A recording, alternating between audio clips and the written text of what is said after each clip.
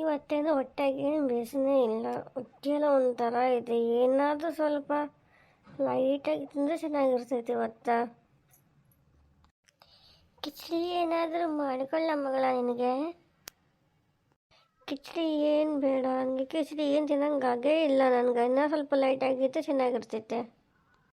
ನಿನಗೇನಾದ್ರು ಉಪ್ಮಾ ಮಾಡಿಕೊಳ್ಳ, ಲೈಟಾಗಿರುತ್ತಾ? ನಾಷ್ಟಕ್ಕೆ ಉಪ್ಮಾ ಯಾರು ತಿನ್ನೋದಿಲ್ಲ. ಆರಾಮಿಲ್ಲಿದ್ದವಾಗ ಉಪ್ಮಾ ತಿನ್ನಬೇಕಂದ್ರೆ ಇನ್ನಂಗಿರುತ್ತಾ? ಸೂಪ್ ಮಾಡಿಕೊಳ್ಳ, ಲೈಟಾಗಿರುತ್ತಾ?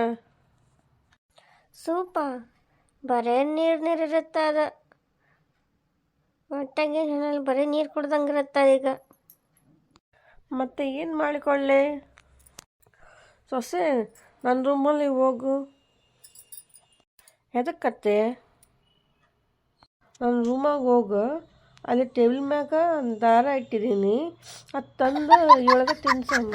ಭಾಳ ಲೈಟಾಗಿರುತ್ತೆ.